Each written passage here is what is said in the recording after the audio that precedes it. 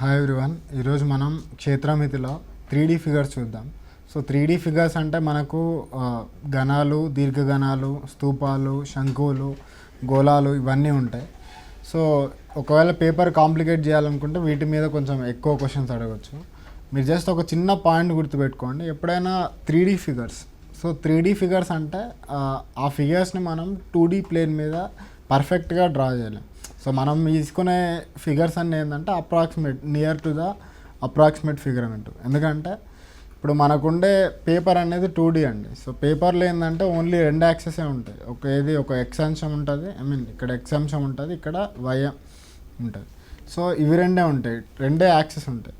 But మనం 3D ఫిగర్స్కి వచ్చే మన పేపర్ అనేది 2D అండి. ఎందుకంటే దీనికి ఎక్స్ యాక్సిస్, వై యాక్సిస్ తప్ప ఇంకేముండవు. సో వేరాజ్ మీరు 3Dలో ఏంటంటే మనకు 3 యాక్సెస్ ఉంటాయి. సో ఒకటి ఇది ఎక్స్ యాక్సిస్, ఇది వై యాక్సిస్, ఇంకొకటి జెడ్ యాక్సిస్. ఈ జెడ్ యాక్సిస్ అనేది ఏంటంటే పేపర్ నుంచి లోపలికి ఉంటుంది. మనం జస్ట్ ఇట్లా జెడ్ అని ఇట్లా గీసుకుంటాం కానీ, సో బట్ ఇన్ జనరల్ అయితే అది పేపర్ లోపలికి ఉంటుంది. సో అది మనకు ఎగ్జాక్ట్గా తెలియదు. సో ఇందులో మనకు అది బేసిక్ ఎక్స్ప్లెనేషన్. ఇప్పుడు దానిలో చాలా టైప్స్ ఉన్నాయి, అదే ఈ ఘనము, దీర్ఘఘనము ఇవన్నీ. సో ముందు మనం ఏంటంటే ఫస్ట్ ఘనంతో స్టార్ట్ చేద్దాం. సో మనకు ఘనంలో ఎలా ఉంటుందంటే, సో మనకు 2 స్క్వేర్లు ఉంటాయి, లేకుంటే 2 చతురస్రాలు ఉంటాయి. ఒక చతురస్రం ఉంటుంది, మళ్ళీ ఇంకో చతురస్రం ఉంటుంది. సో వాటి శీర్షాలన్నిటిని మనం యాడ్ చేస్తూ ఉంటాం అన్నట్టు, కలుపుతాం. సో దీనికి ఇది, సో ఇది మనం చూసుకుంటే ఒక చిన్న కంప్యూటర్ లాగా కనిపించవచ్చు ఇది. బట్ జనరల్గా ఏంటంటే మీరు ఏదో ఒక రూమ్ తీసుకోండి. సో లెట్స్ సే ఇప్పుడు మీరున్న రూమ్నే ఒక ఘనం అనుకున్నారనుకోండి. సో ఆ ఘనం లోపల మీరు ఉన్నారనుకోండి. సో దానిలో మనం ఫస్ట్ తెలుసుకోవాల్సింది ఏంటంటే మనకు యూలర్ ఫార్ములా ఒకటి ఉంటుందండి. సో యూలర్ ఫార్ములా ఏంటంటే F+V =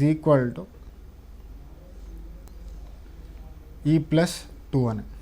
ఇక్కడ F అంటే ఏంటంటే నెంబర్ ఆఫ్ ఫేసెస్, V అంటే నెంబర్ ఆఫ్ వర్టిసెస్, E అంటే నెంబర్ ఆఫ్ ఎడ్జెస్. అంటే మనం తెలుగులో రాసుకుంటే ఫేసెస్ అంటే ఎన్ని తలాలు ఉన్నాయో అవండి. సో వర్టిసెస్ అంటే ఏంటంటే శీర్షాలు. సో అదే ఎడ్జెస్ అంటే నథింగ్ బట్ మన అంచులు. ఇప్పుడు మీరు ఒక రూమ్ని కన్సిడర్ చేయండి. ఒక రూమ్లో మీరు ఉన్నారనుకోండి. సో రూమ్కి మొత్తం ఎన్ని తలాలు ఉంటాయి, లేకుంటే ఎన్ని ఫేస్లు ఉంటాయి? మీ చుట్టూ 4 గోడలు ఉన్నాయి కదా, ఆ 4 డిఫరెంట్ ఫేసెస్. అవి కాకుండా మనకు కింద ఫ్లోర్ ఒకటి ఉంటుంది, అట్ ద సేమ్ టైం పైన రూఫ్ ఒకటి ఉంటుంది. సో అంటే మొత్తం ఎన్ని తలాలు? ఈ 4 గోడలు కలిపి 4 ఫేసెస్. ఇవి కాకుండా మనకి కింద ఫ్లోర్ ఒకటి, పైన రూఫ్ ఒకటి. సో 2 మొత్తం కలిపి 6 ఫేస్లు ఉంటాయి. ప్లస్ వర్టిసెస్ అంటే ఏంటంటే శీర్షాలు. సో రూమ్కి కరెక్ట్ కార్నర్ పాయింట్స్ ఎన్ని ఉన్నాయో చూడండి. సో కార్నర్ పాయింట్స్ మీరు చూసుకుంటే మొత్తం, సో ఇక్కడ ఈ కార్నర్స్ చూసుకోండి, 1 2 3 4. సో సిమిలర్లీ ఇక్కడ కూడా 1 2 3 4. సో మొత్తం వచ్చేసి మనకి వర్టిసెస్ వచ్చి 8 ఉంటాయి. సో తర్వాత ఎడ్జెస్ అంటే ఏంటంటే, సో ఈ మొత్తం మీరు శీర్షాలు గీసారు కదా, ఏ 2 శీర్షాలని కలిపే లైన్ అయినా కానీ మనం ఎడ్జెస్ అంటాం. లేకుంటే మనం సింపుల్గా ఒక రూమ్ని కన్సిడర్ చేస్తే, సో రూమ్లో మొత్తం ఎన్ని స్ట్రైట్ లైన్స్ ఉన్నాయో చూడండి. సో ఇప్పుడు మనం ఈ ఫిగర్నే కన్సిడర్ చేస్తే, సో ఇది ఒక ఎడ్జ్, ఇదొక ఎడ్జ్, సో ఇదొకటి, సో దీనికి 4 ఎడ్జులు ఉంటాయి. సో సిమిలర్లీ వెనకాల దానికి కూడా 1 2 3 4 4. సో మొత్తం 8 ఎడ్జులు అయిపోయినాయి. సో ఈ 8 ఎడ్జుల తర్వాత రెండింటిని కనెక్టింగ్ ఉంటాయి. సో కనెక్టింగ్ అంటే అవి రెండింటిని కలిపేవి. సో అంటే ఇక్కడ ఒక ఎడ్జ్, తర్వాత ఇది ఒక ఎడ్జ్, ఇదొక ఎడ్జ్, మొత్తం వచ్చేసి మనకు 12 ఎడ్జులు ఉంటాయి. సో 12 ప్లస్ పక్కన 2. సో మనకు సింప్లిఫై చేసినా కానీ 2 14 వస్తాయి. సో మనం దీన్ని వేరే దీర్ఘగణంకి కూడా సేమ్ ఫార్ములాస్ అప్లికేబుల్ అవుతాయి. ఎప్పుడైనా ఒకటి గుర్తుపెట్టుకోండి, తలాలు ప్లస్ ఈ శీర్షాలని కలిపితే మనకు అంచులు +2 అని బేసిక్ ఫార్ములా ఉంది. సో దాన్ని బట్టి మనం కొన్ని క్వశ్చన్స్ అడిగితే చేయొచ్చు. సో అంటే ఎట్లా ఇస్తాడంటే ఫేసెస్ వచ్చేసి 3n అని, లేకుంటే వర్టిసెస్ ఎంత అని అడుగుతాడు. సో వాడు లెట్సే ఎడ్జెస్ ఇచ్చాడు అనుకోండి, ఎడ్జెస్ వచ్చేసి n అని ఇచ్చాడు. సో అప్పుడు వర్టిసెస్ ఎంత అంటే ఏం చేస్తారు, F plus V is equal to E plus 2. So F అంటే ఫేసెస్ 3n ప్లస్ వర్టిసెస్ తెలియదు, సో ఎడ్జెస్ వచ్చేసి n ప్లస్ 2.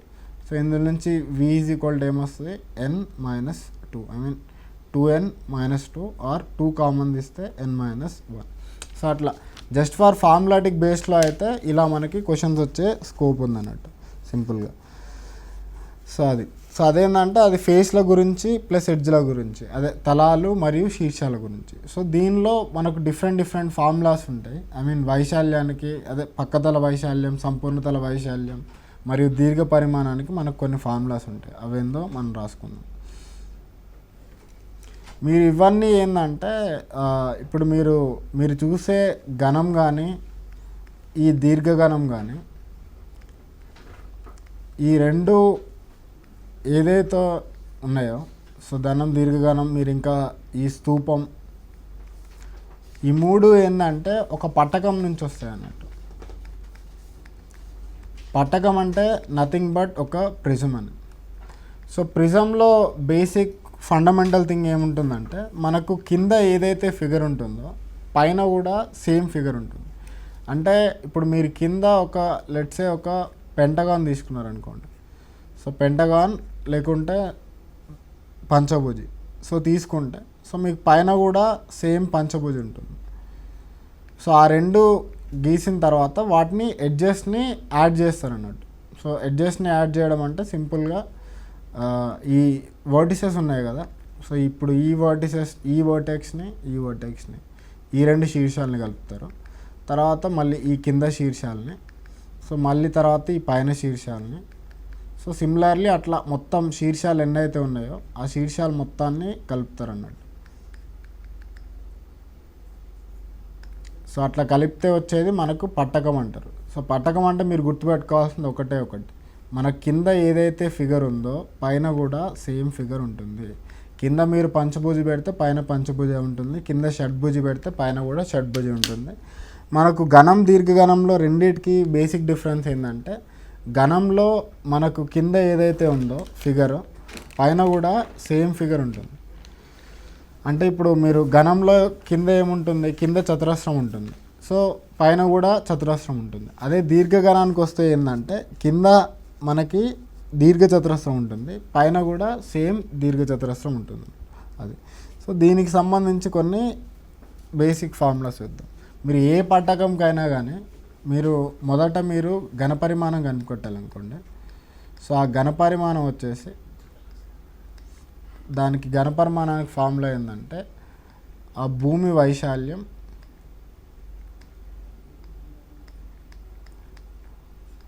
ఇంటూ ఎత్తు, ఇది చేస్తే మనకి ఘనపరిమాణం వస్తుంది. అదే మీకు దాని తర్వాత ఏంటంటే మనకు వక్రతల వైశాల్యం ఉంటుంది. సో వక్రతల వైశాల్యం అంటే అది సింపుల్గా వచ్చేసి ఏముంటుందంటే భూమి చుట్టుకొలత ఇంటూ ఎత్తు ఉంటుంది, ఇది వక్రతల వైశాల్యం. అదే మీకు సంపూర్ణతల వైశాల్యం కావాలంటే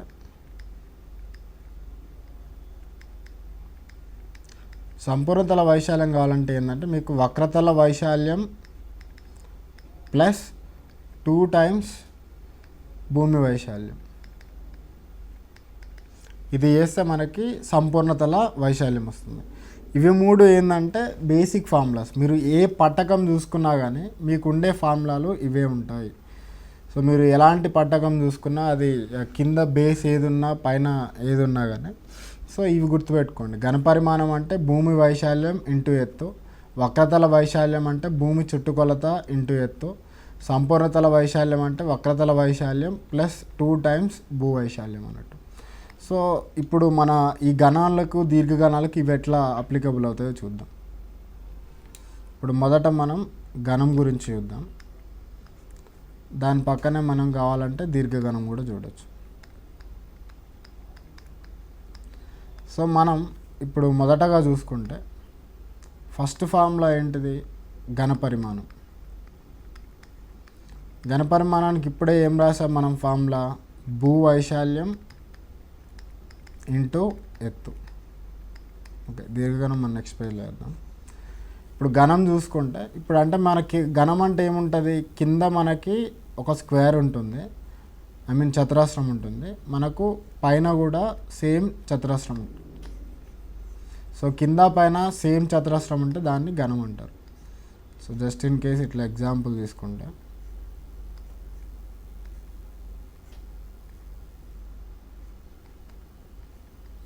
ఇది ఘనం కదా. సో భూవైశాల్యం, భూమి అంటే మీరు ఏదో ఒక ఫేస్ తీసుకోండి. ఇప్పుడు ఇది భూమిగా తీసుకున్నారనుకోండి. సో ఈ భూమికి ఒక సైడ్ అనేది ఏ సైడ్ అయినా ఏనే ఉంటుందండి.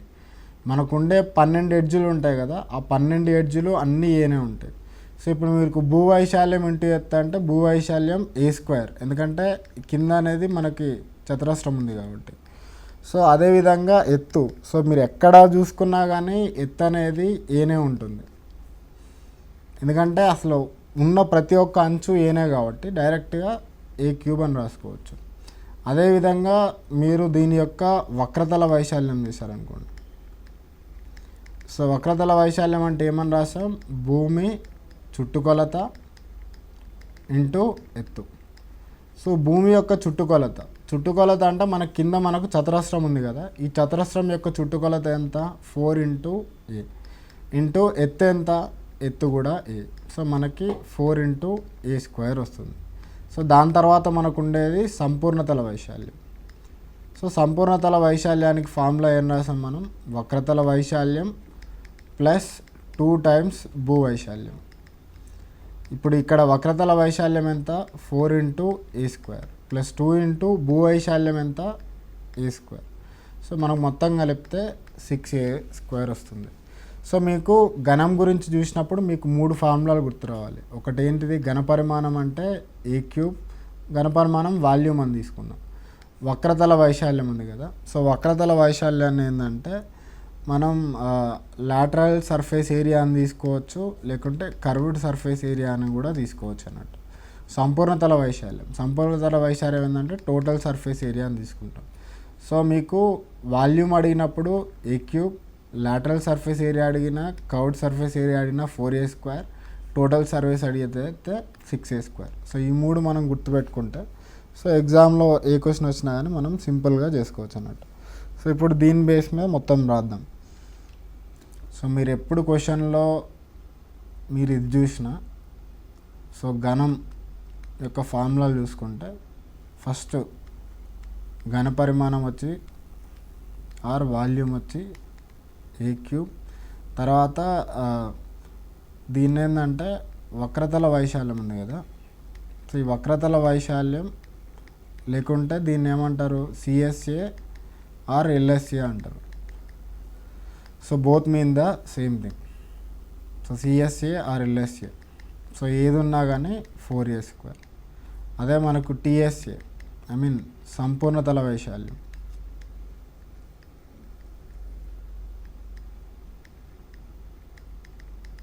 A². సో ఇక్కడ ఏంటంటే SA అంటే గుర్తుపెట్టుకోండి సర్ఫేస్ ఏరియా, L అంటే లాటరల్,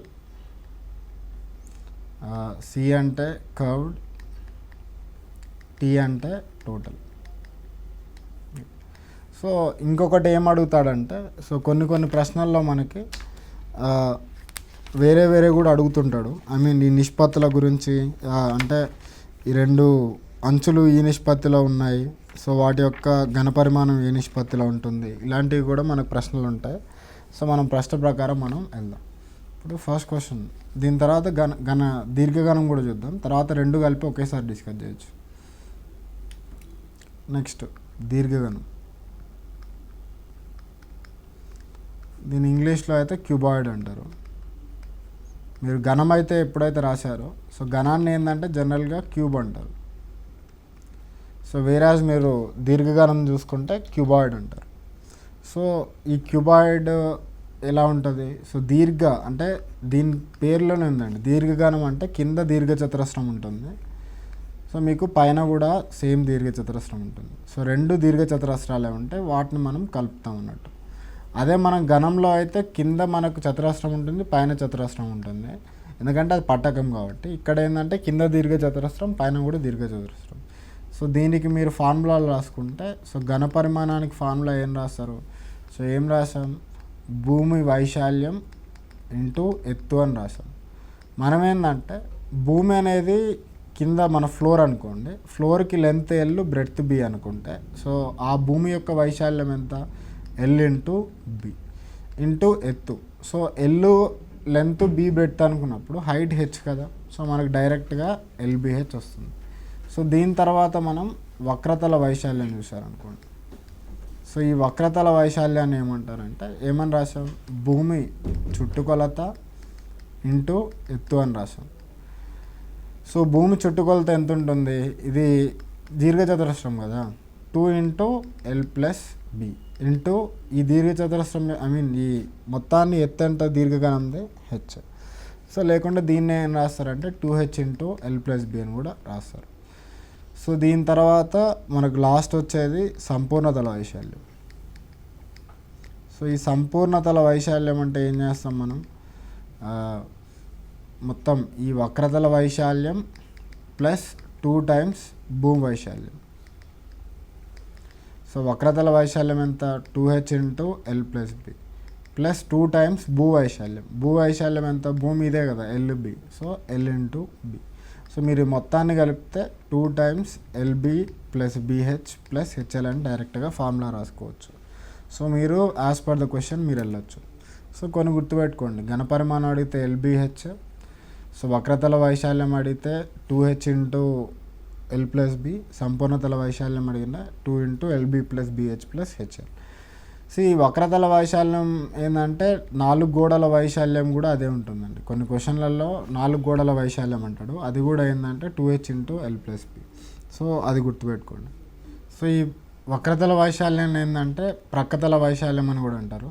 సో ప్రక్కతల వైశాల్యమైనా, వక్రతల వైశాల్యమైనా, లేకుంటే 4 గోడల వైశాల్యమైనా అన్నీ ఒకటే ఇంప్లై చేస్తారు. ఇప్పుడు దీని మీద కొన్ని క్వశ్చన్స్ చూద్దాం. సో ఇంకొక పాయింట్ ఏం రాస్తారంటే, సో మీరు ఘనం చూసుకుంటే ఘనం యొక్క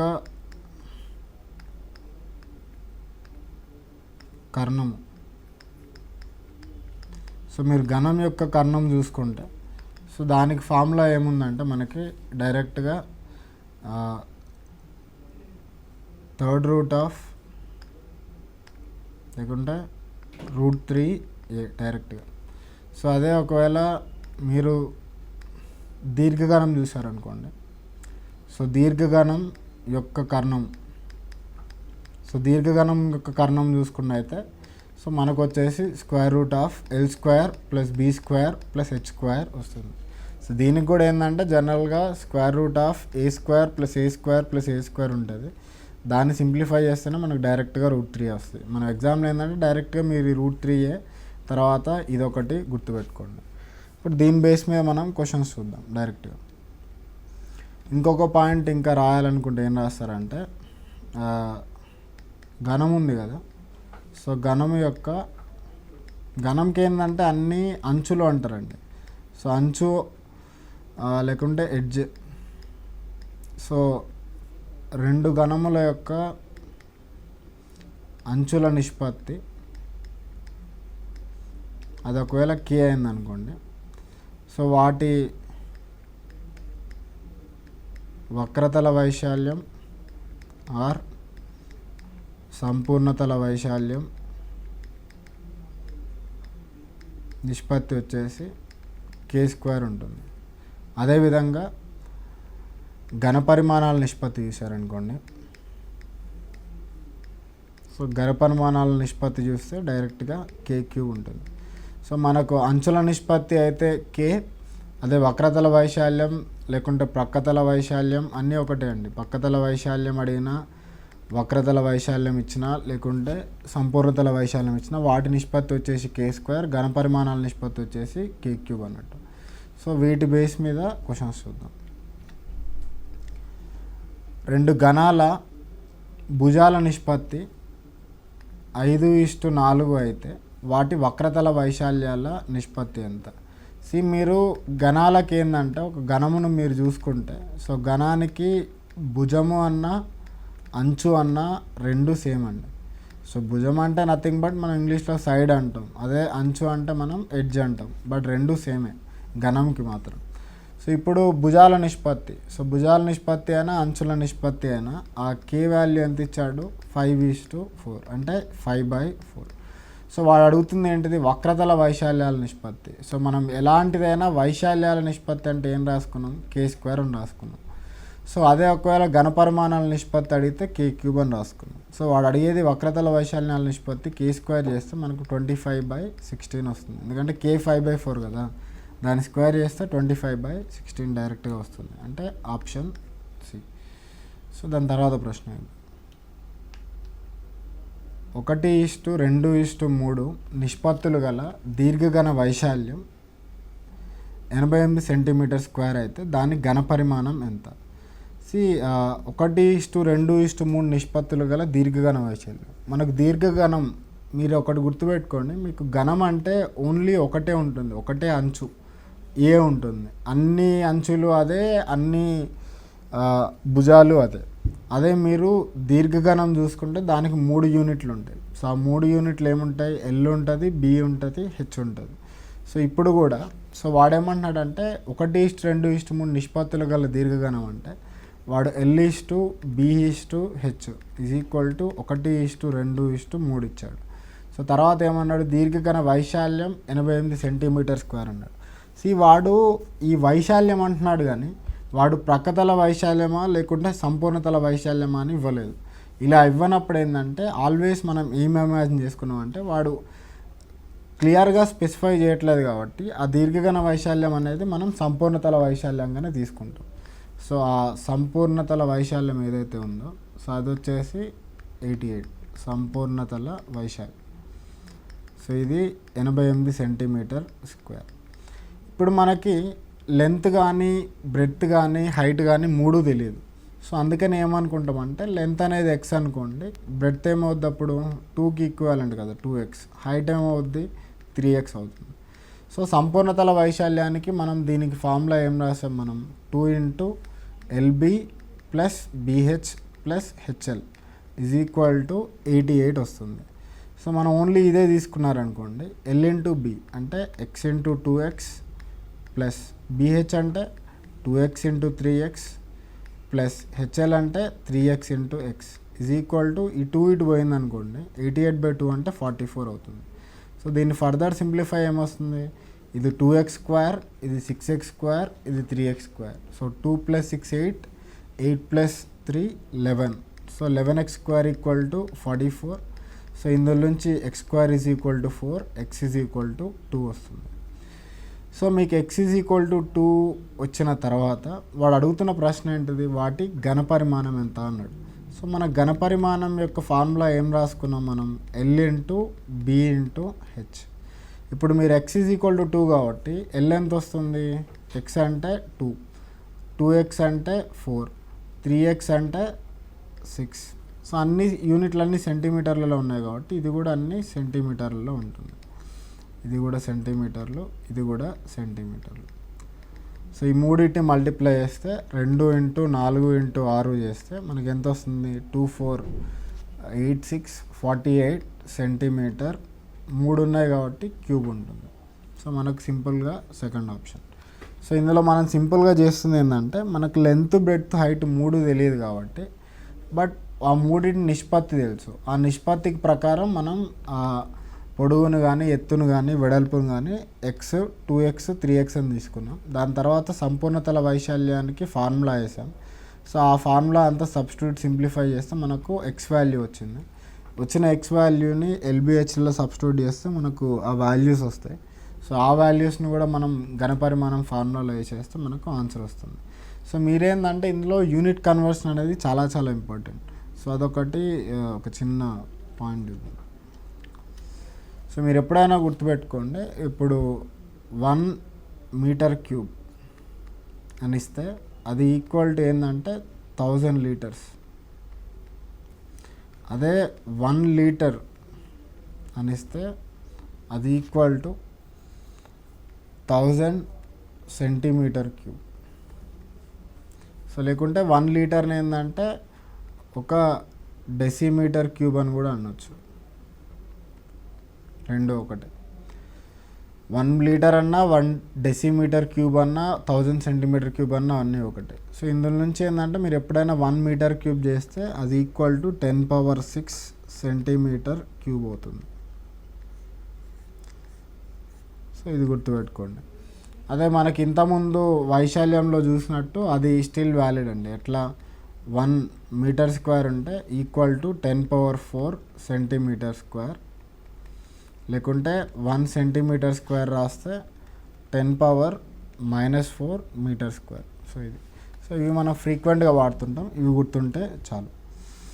సో వాడు కొన్ని క్వశ్చన్లు ఏంటంటే సీసీ అని ఇస్తుంటాడు. సీసీ అంటే ఏంటంటే cubic centimetre. So cubic centimetre అన్నా కానీ ఏమొస్తుంది, సెంటీమీటర్ క్యూబ్ అట్లా. సో క్వశ్చన్ బట్టి నెక్స్ట్ క్వశ్చన్ చూద్దాం.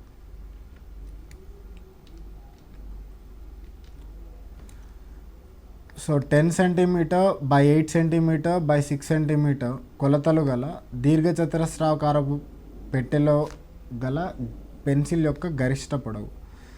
మనకు దీర్ఘచతురస్రాకారపు పెట్టెలో గల గరిష్ట పెన్సిల్ యొక్క గరిష్ట పొడవు ఇదేంటంటే ఇదైనా అంటే దీర్ఘచతురస్ర పెట్టెలో కానీ లేకుంటే చతురస్ర పెట్టెలో కానీ పెట్టే పెన్సిల్ యొక్క గరిష్ట పొడవు అంటే అది వచ్చేసి వాటి కర్ణం అవుతుందండి. అది దీర్ఘఘనం కానివ్వండి ఘనం కానివ్వండి వాటి కర్ణం అవుతుంది. సో ఇప్పుడు ఆ దీర్ఘఘన కర్ణం ఎంతనో మనం ఫైండ్ అవుట్ చేస్తే చాలు మన ఆన్సర్ వస్తుంది. సో దీర్ఘఘనం యొక్క కర్ణానికి ఫార్ములా ఏం రాసాం మనం, √L² + B² + H². సో అంటే నథింగ్ బట్ మనకేమొస్తుంది 10² + 8² + 6². అంటే ఇది 100, ఇది 64, 36 మొత్తం యాడ్ చేస్తే √200 వస్తుంది. సో 200 ఏమని రాయొచ్చు, 2 × 100 రాయొచ్చు. సో √100 అంటే 10 బయటకు వస్తుంది. సో 10√2 సెంటీమీటర్ అనేది మన ఆన్సర్ అవుతుంది. సో అదే మీరు ఒకవేళ ఘనం చతురస్రాకార పెట్టెలో పెట్టగల పెన్సిల్ యొక్క గరిష్ట పొడవు ఎంత అంటే డైరెక్ట్ √3 డైరెక్ట్ వేసేయండి. సో మళ్ళీ దానికి ఇంకా కొత్తగా వేరే రకంగా చేయాల్సిన అవసరం లేదు, డైరెక్ట్ ఫార్ములా. సో దీని తర్వాత ప్రశ్న,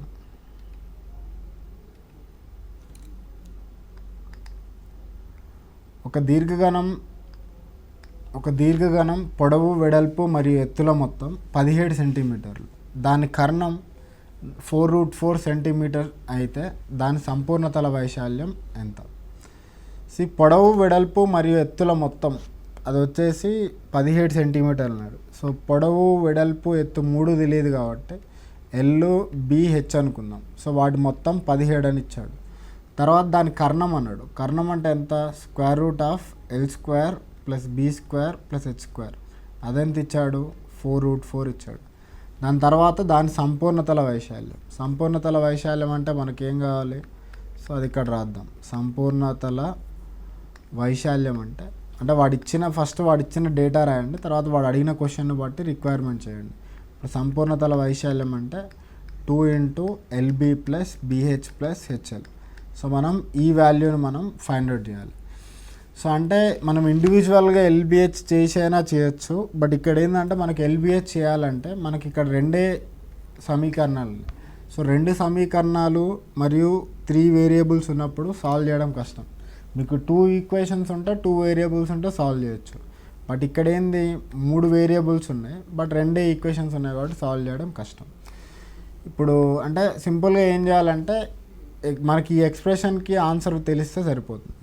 అప్పుడు ఏం చేస్తారు, ఇప్పుడు మొదట దీన్ని స్క్వేర్ చేయండి. సో స్క్వేర్ చేస్తే ఏమొస్తుంది, L² + B² + H² = 4√4² అంటే ఎంత, 16 × 4 64 వస్తుంది.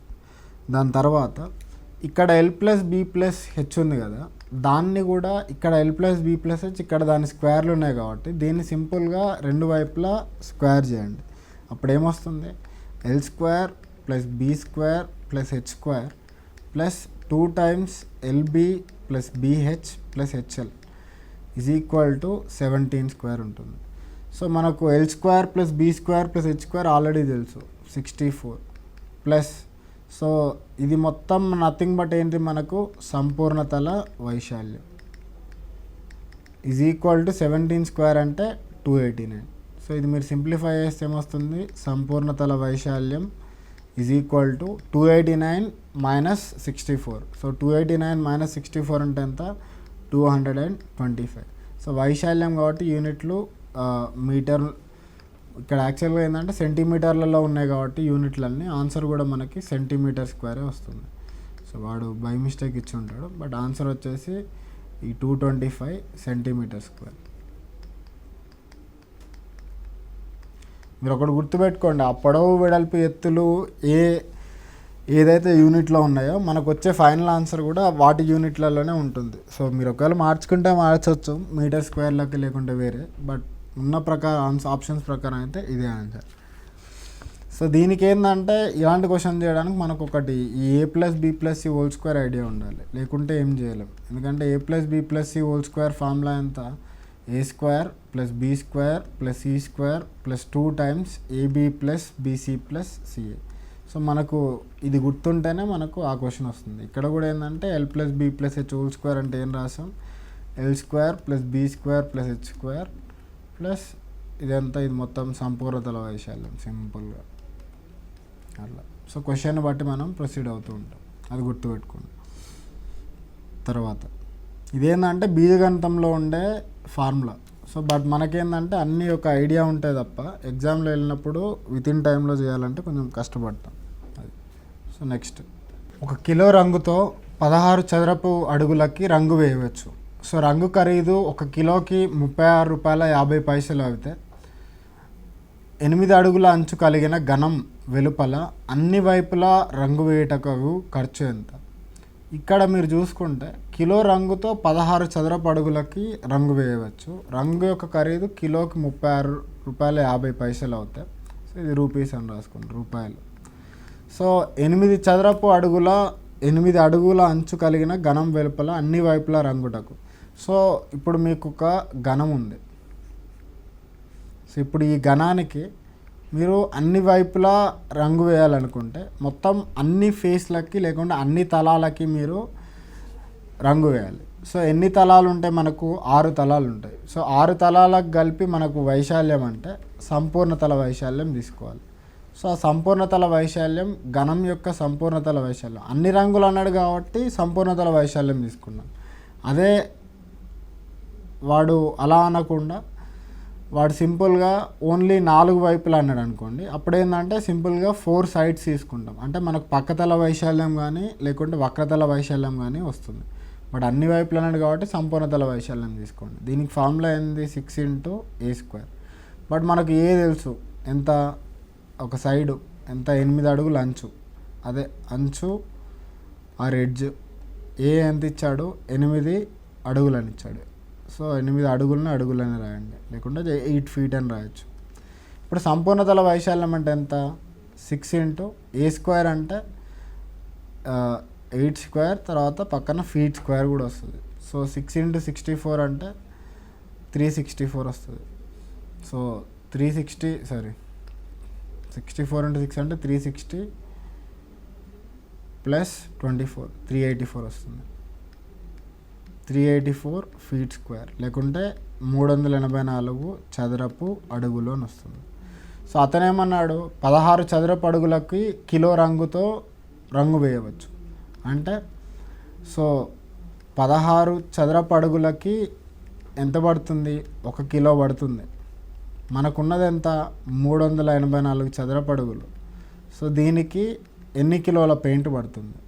సో ఎన్ని కిలోల పెయింట్ ఆర్ ఎన్ని కిలోల రంగు అంటే సింపుల్గా 384 × 1/16 వేస్తే మనకి ఎంత వస్తుంది, 16తో 2 16 2 32 64 అంటే 4 కదా. సో మనకు 24 కిలోలు పడుతుంది. సో ఈ 24 కిలోల యొక్క పెయింట్ కాస్ట్ కనుక్కోవాలి. కిలోకి 36 రూపాయల 50 పైసలు కాబట్టి 24 కిలోలకి ఎంత ఉంటుంది, 24 × 36.5 ఉంటుంది. సో రూపాయలు. సో ఇది మీరు సింపుల్గా మల్టిప్లై చేస్తే సో మనకు 876 రూపాయలు వస్తుంది. మళ్ళీ ఒకసారి రిపీట్ చేస్తా వినండి. సో అతను ఏం అడుగుతున్నాడంటే, కిలో రంగుతో 16 చదరపు రంగులకు అడుగులకు రంగు వేయవచ్చు. రంగు ఖరీదు ఇచ్చాడు. 8 అడుగుల అంచు గల ఘనం వెలుపల అన్ని రంగులు వైపుడు. ఇప్పుడు మనకి ఎప్పుడైనా రంగు వేయాలంటే మనం దాని యొక్క ఎంత వైశాల్యానికి మనం రంగు వేయాలనేది ఫస్ట్ కనిపెట్టాలి. సో ఇక్కడ ఏంటంటే అన్ని వైపులు అన్నాడు కాబట్టి సంపూర్ణతల వైశాల్యం మొత్తానికి మనం రంగు వేయాలి. సో మనం మొదటగా ఏంటంటే సంపూర్ణతల వైశాల్యం చేస్తాం. మనం మన సంపూర్ణతల వైశాల్యం వచ్చిన తర్వాత అప్పుడు ఏం చేస్తాం. సో అతను ఏమి ఇచ్చాడు, 1 కిలో రంగు ఎన్ని చదరపు అడుగులకు సరిపోద్దో ఇచ్చాడు. సో దాని నుంచి మనకు ఇన్ని చదరపు అడుగులకు రంగు వేయాలి అంటే మనకు దగ్గర ఎన్ని కిలోల రంగు పడుతుంది. సో వన్స్ ఎన్ని కిలోల రంగు పడుతుందని వచ్చిన తర్వాత కిలోకి 36.5 కాబట్టి 24 కిలోలకు ఎంత అని చేస్తే అయిపోతుంది. అది కొంచెం ఆలోచించాలి. Simple question. నెక్స్ట్, ఒక సమగణం యొక్క ఘనమన్నా సమగణమన్నా రెండు సేమ్ అండి. సమగణం అంటే మీనింగ్ ఏంటంటే జస్ట్ క్యూబ్ అన్నట్టు, ఘనమన్నా అంతే. ఓకే, సో ఘన పరిమాణం వచ్చేసి 1728 ఘనపు సెంటీమీటర్లు. సో పక్కతల వైశాల్యం ఎంత? సో ఘనపు సెంటీమీటర్ అంటే నథింగ్ బట్ మీరు ఒకటి చదరపు సెంటీమీటర్ అంటే ఏమని రాసుకున్నారు మీరు, సెంటీమీటర్ స్క్వేర్. సో అదే ఘనపు సెంటీమీటర్ అంటే ఏం రాస్తారు, సింపుల్గా సెంటీమీటర్ క్యూబ్ రాసుకోండి. సో ఇక్కడ మనం ఈ క్వశ్చన్లకు చూసుకున్నా కానీ పక్కతల వైశాల్యం ఎంత అన్నాడు. ఇప్పుడు ఘన పరిమాణం ఎంత క్యూబ్కి, ఏ క్యూబ్, అది వచ్చేసి 1728 సెంటీమీటర్ క్యూబ్ ఇచ్చాడు. సో మనకు 1728 ఏంటంటే 12 క్యూబ్ అని రాయొచ్చు. So 12 cube centimetre cube. So A cube 12 cube centimetre cube అయితే ఏ వచ్చేసి 12 సెంటీమీటర్ అవుతుంది, ఎందుకంటే క్యూబ్ రూట్లు అన్నీ పోతాయి కాబట్టి. అతను అడుగుతుంది ఎంత, పక్కతల వైశాల్యం. పక్కతల వైశాల్యానికి ఫార్ములా ఏంది, డైరెక్ట్గా 4a². సో అంటే సింపుల్గా 4 × 12². సో 4 × 144 అంటే సో 560 + 16 అంటే 576 సెంటీమీటర్ స్క్వేర్ వస్తుంది. అట్లా ఒకవేళ మీటర్లలోకి మారిస్తే 576 × 10⁻⁻⁴ మీటర్ స్క్వేర్. సో అట్లా, ఎందుకంటే కన్వర్షన్ ఇంతకుముందు చూసాం కాబట్టి. సో ఇవి చాలా బేసిక్ క్వశ్చన్ అండి. వాడు సింపుల్గా ఇవ్వాలనుకుంటే ఇలాంటివి అడుగుతాడు. ఇవన్నీ ఏంటంటే ప్యూర్ ఫార్ములా బేస్డ్. మన ఘనపరిమాణంకి ఏ క్యూబ్ అని గుర్తుండాలి, అందులో నుంచి ఏ వస్తుంది. సో దాని నుంచి పక్కతల వైశాల్యం సింపుల్గా ఇలా వస్తుంది. సో మీకు ఏంటంటే 1728 అనేది 12 క్యూబ్ అని గుర్తుండాలి, లేకుంటే ఎగ్జామ్లో మళ్ళీ కొంచెం కష్టపడతారు. సో అందుకని ఏంటంటే కొన్ని క్యూబ్స్ ఇప్పుడు నేను రాస్తా, అవి రాసుకోండి డైరెక్ట్గా. సో ఎట్లా అంటే లైక్ 1 2 3 4 అయితే అందరికి తెలిసి ఉంటాయండి. సో దాని తర్వాత నుంచి చూద్దాం. సో ఎట్లా 5 క్యూబ్ అంటే 125. ఓకే, నెక్స్ట్ పేజ్లో రాద్దాం లేకుంటే.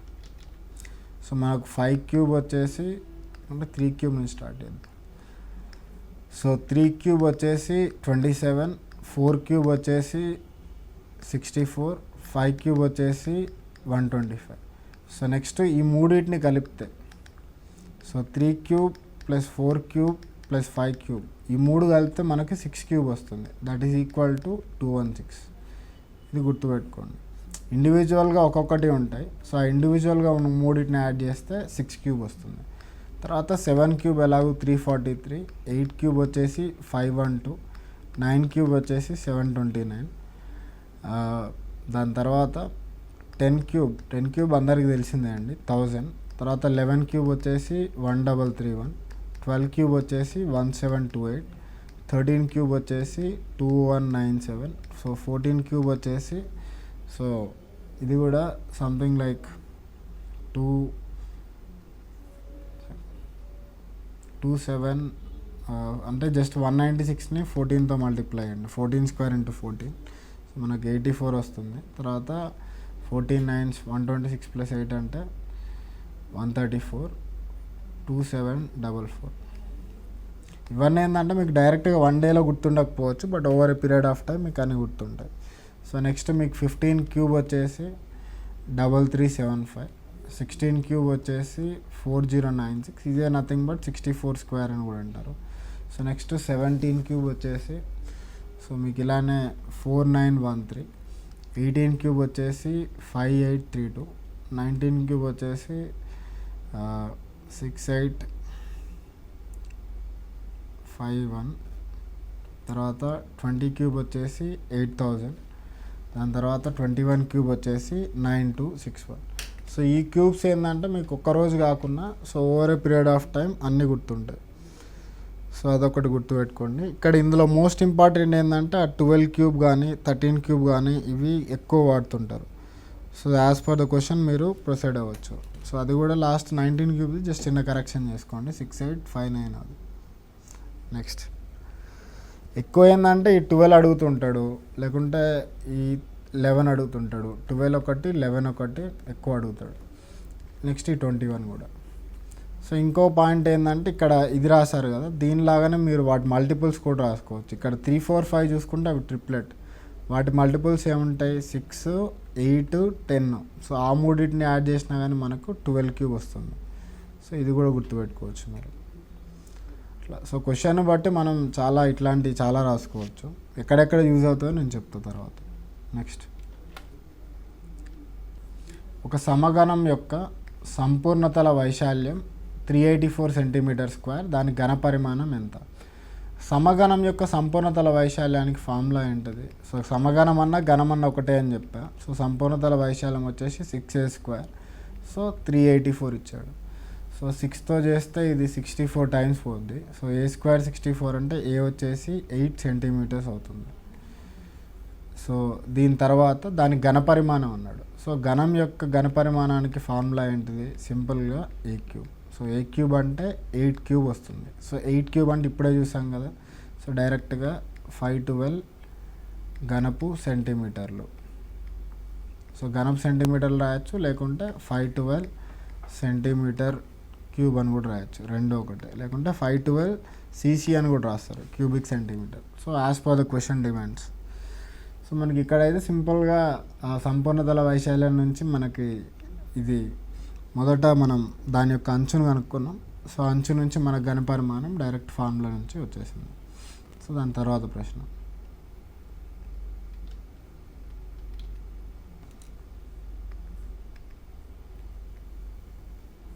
ఒక దీర్ఘగణం యొక్క మూలం వద్ద ఉన్న 3 తలాల యొక్క వైశాల్యాలు వరుసగా 40, 60, 96 చదరపు సెంటీమీటర్లు అయితే దాని ఘనపరిమాణం ఎంత? ఒక దీర్ఘగణం. సో మీరు దీన్ని గీసుకోవాల్సిన అవసరం కూడా లేదు, డైరెక్ట్గా చేసేయచ్చు. దీర్ఘగణం యొక్క సో వాడేమన్నాడు, ఒక మూలం దగ్గర ఉన్న 3 తలాల వైశాల్యాలు వరుసగా ఎంత అన్నాడు? 40, 60, 96. సో దీర్ఘగణానికంటే మనకు ఉండే డైమెన్షన్స్ ఏముంటాయి? మనకి LB, H ఉంటాయి. అంటే ఇది L, ఇది B అనుకుంటే ఇది H అవుతుంది. సో దట్ మనకు రిమైనింగ్ కూడా ఇది L, ఇది B, నెక్స్ట్ ఇది H, ఈ పక్కది B, ఇది H అవుతుంది, ఇది చిన్నది B అవుతుంది. సో ఇప్పుడు జనరల్గా ఏంటంటే ఇలా ఎప్పుడైనా మీకు ఇవి ఉన్నప్పుడు మీరు గుర్తుపెట్టుకోవాల్సిన ఒకటే ఏంటంటే పక్క తలాలు మనకు ఉండేది ఏంటంటే 3 తలాలండి. ఒకటేంటంటే ఒకదానికి రెక్టాంగిల్కి LB ఉంటుంది, ఇంకో దానికి ఏంటంటే BH ఉంటుంది, ఇంకో దానికి ఏంటంటే HL ఉంటుంది. సో వాడు ఆ 3 ఇచ్చాడు. ఏదని? LB వచ్చేసి 40 సెంటీమీటర్ స్క్వేర్ అని రాసుకోండి, BH వచ్చేసి 60 సెంటీమీటర్ స్క్వేర్, నెక్స్ట్ HL వచ్చేసి 96 సెంటీమీటర్ స్క్వేర్. సో వాడు అడుగుతుంది ఏంటి? దాని ఘనపరిమాణం అంటే సింపుల్గా వాడు LBH ఎంత అని అడుగుతున్నాడు. మీరు అబ్జర్వ్ చేస్తే LB ఉంది, BH ఉంది, HL ఉంది. ఈ మూడింటిని మల్టిప్లై చేస్తే ఎంత వస్తుంది? LB into BH into HL, ఈ 3 మల్టిప్లై చేయండి, equal to 40 into 60 into 96. So ఇది వచ్చేసి మనకు L² B² H² వస్తుంది. సో మనకేంటంటే స్క్వేర్లలో ఉంది కాబట్టి ఇక్కడ కూడా స్క్వేర్లలో రాయడానికి ట్రై చేయండి. 4ని అంతే ఉంచండి, ఇంటూ ఇక్కడ ఒక 10 ఉంది, ఇక్కడ ఒక 10 ఉంది, అంటే ఎంత? 100 వస్తుంది. దాని తర్వాత ఇక్కడ ఈ 6 ఉంది కదా, ఈ 6ని ఏమని రాస్తారంటే 2 ఇంటూ 3 రాయండి. నెక్స్ట్ ఈ 96 ఉంది కదా, 96ని ఏమని రాయొచ్చు? 16 ఇంటూ 2 ఇంటూ 3 రాయొచ్చు, 16 ఇంటూ 6 అని. ఇలా రాయడం వల్ల ఏంటంటే ఇది మొత్తం ఎంత? ఇది 400 కదా. సో L² B² H² ఇది ఇందులో నుంచి LBH చేసినప్పుడు దాని స్క్వేర్ రూట్ అవుతుంది. అంటే √400 అంటే 20. సో ఇక్కడ 6 ఉంది, ఇక్కడ ఒక 6 ఉంది, సో ఒక 6 బయటకు వస్తుంది. మళ్ళీ 16 ఉంది, 16 అంటే 4 బయటకు వస్తుంది. సో 20 ఇంటూ 6 ఇంటూ 4 అంటే 480 ఘనపు సెంటీమీటర్లు వస్తుంది మన ఆన్సర్ సింపుల్గా. మనం గుర్తుపెట్టుకోవాల్సింది ఏంటంటే ఏదైనా మీరు దీర్ఘఘనం కానీ ఘనం తీసుకుంటే సో మూలం వద్ద ఉన్న 3 తలాలు ఒక వైశాల్యాలు సింపుల్గా LBBH HLఏ ఉంటాయి. సో ఆ మూడింటిని మనం డైరెక్ట్గా మల్టిప్లై చేస్తే మనకు L² B² H² వస్తుంది. అందులో నుంచి LBH సింపుల్గా ఫైండ్ అవుట్ చేయొచ్చు. తర్వాత ఒక గది యొక్క పొడవు 15 మీటర్లు, వెడల్పు 10 మీటర్లు, నేల మరియు పైకప్పు వైశాల్యం మొత్తం దాని 4 గోడల మొత్తానికి సమానం. అయితే ఆ గది యొక్క పక్కతల వైశాల్యం ఎంత? గది యొక్క పొడవు వెడల్పు ఇచ్చాడు. పొడవు అంటే L 15 మీటర్స్, తర్వాత ఏమన్నాడు బ్రెడ్త్ B 10 మీటర్స్, తర్వాత ఏమన్నాడు నేల మరియు పైకప్పుల వైశాల్యాల మొత్తం దాని 4 గోడల వైశాల్యాల మొత్తానికి సమానం. ఇప్పుడు నేల అయినా పైకప్పు అయినా రెండింటి వైశాల్యం సేమ్ ఉంటుందండి, అది గుర్తుపెట్టుకోండి. ఈ 4 గోడలు అంటే ఒక్కొక్క దానిలో ఒక్కొక్కటి ఉంటుంది. బట్ మనకి ఎప్పుడైనా కానీ నేల వైశాల్యం లేకుంటే భూమి వైశాల్యం పైకప్పు వైశాల్యం రెండు ఎప్పుడు సేమ్ ఉంటాయి. సో మనం ఏంటంటే సింపుల్గా ఆ భూమి వైశాల్యం కానీ ఆ పైకప్పు వైశాల్యం కానీ రెండు ఏంటంటే ఈక్వల్ టు LBA ఉంటాయి. అంటే ఎంత 15 × 10. సో 150. ఈ మీటర్ కాబట్టి మీరు m² అని రాసుకోండి. సో వాడేమన్నాడు ఆ నేల మరియు పైకప్పు వైశాల్యం మొత్తం అంట. సో నేల వైశాల్యం 150, ఆ పైకప్పు వైశాల్యం కూడా 150 కాబట్టి రెండు కలిపితే ఎంత వస్తుంది 300 m² ఈజ్ ఈక్వల్ టు దాని 4 గోడల మొత్తానికి సమానం. 4 గోడల వైశాల్యం ఏమని రాసాం 2H × L + B. సో మనకు డైరెక్ట్గా ఆన్సర్ ఎంత వస్తుంది 300 m². దీనికి మళ్ళీ మీరు ఇంకా ఏం చేయాల్సిన అవసరం లేదు. సింపుల్గా అతనే ఇస్తున్నాడు పక్కతల వైశాల్యం ఎంత అంటే అది ఈక్వల్ టు ఆ 4 గోడల వైశాల్యం మొత్తం సమానం అవుతుంది. ఒకవేళ దీనిలో ఇంకొంచెం క్రిటికల్ కావాలనుకుంటే ఏం అడుగుతాడంటే ఓకే ఇది m² అండి, ఇది ఆన్సర్ ఏంటంటే చదరపు సెంటీమీటర్ తీసేయండి, చదరపు మీటర్ ఉంటుంది. ఒకవేళ దీన్ని కొంచెం కాంప్లికేట్ చేయాలనుకుంటే ఏం అడగవచ్చు అంటే అతను హైట్ అడగవచ్చు, ఆ గది యొక్క ఎత్తు ఎంత అని అడగవచ్చు. సో మనకి ఇచ్చిన ప్రశ్నకైతే ఇక్కడే ఆపేయండి. ఒకవేళ దానికి ఎత్తు ఎంత అని అడిగినప్పుడు మాత్రం 300 = 2H × L + B అంటే 15 + 10. సో ఇది మీరు సింప్లిఫై చేస్తే హెచ్ వచ్చేసి 6 మీటర్లు వస్తుంది. అట్లా మ్యాక్సిమం ఒకవేళ అడగాలనుకుంటే అది ఇది ఒక్కటి అడగవచ్చు. సో దాని తర్వాత వైశాల్యం అడగవచ్చు, లేకుంటే సంపూర్ణతల వైశాల్యం అడగవచ్చు, అతని ఇష్టం అన్నట్టు. సో తర్వాత ప్రశ్న ఒకవేళ ఇదే దానిలో సంపూర్ణతల వైశాల్యం అడిగితే ఏం చేస్తారు భూమి వైశాల్యం పైకప్పు వైశాల్యం రెండు కలిపి 300 ప్లస్ ఈ పక్కతల వైశాల్యం కూడా 300 మొత్తం కలిపి 600 m² వస్తుంది సంపూర్ణతల వైశాల్యం అయితే. సో 2.5 హెక్టార్ల భూమిపై 8 సెంటీమీటర్ల వర్షం పడితే నీటి యొక్క ఘనపరిమాణం ఎంత? సో ఇక్కడ మీరు చూసుకుంటే 2.5 హెక్టార్ల భూమి అన్నాడు. సో మనకు ఫస్ట్ భూమి వైశాల్యం ఎంత? సో భూమి వైశాల్యం వచ్చేసి 2.5 హెక్టార్లు. సో మన హెక్టార్ అంటే ఏంది సింపుల్గా 10,000 m². సో అంటే ఇంటూ 10,000 m². సో ఇది మొత్తం మల్టిప్లై చేస్తే 2.5 × 10,000తో చేస్తే 25,000 m² వస్తుంది. సో అదేవిధంగా దాని ఎత్తు ఎంత అన్నాడు? సో ఎత్తు వచ్చేసి 3 సెంటీమీటర్లు. సో మనకేందంటే ఆన్సర్ ఘనపు మీటర్లలో ఉంది కాబట్టి దీన్ని కూడా మీటర్లో కన్వర్ట్ చేస్తే ఏమొస్తుంది 3/100 మీటర్. సో అతను అడుగుతుంది ఏంటిది ఘనపరిమాణం. సో ఘనపరిమాణం అడిగినప్పుడు మనం సింపుల్గా ఏం చేస్తాం సో ఆ భూ వైశాల్యం ఇంటూ ఎత్తు. సో అదే ఎందుకంటే ఇది పట్టకం టైప్ అండి. సో పట్టకంలో ఏ టైప్ ఉంటుందో ఇక్కడ కూడా సేమ్ అదే టైప్ వేస్తాం. సో భూమి వైశాల్యం వచ్చేసి 25,000 m² ఇంటూ ఇది 3/100 మీటర్లు. సో ఈ 2 జీరోలు పోతాయి. సో మనకు వచ్చేది 750 m³ వస్తుంది. దాన్ని ఏంటంటే 750 ఘనపు మీటర్లను కూడా అనొచ్చు. సింపుల్ లాజిక్ అండి. ఏదంటే జస్ట్ హెక్టార్ల భూమిపై పడితే దాని యొక్క ఘనపరిమాణం ఎంత అంటున్నాడు సింపుల్. So next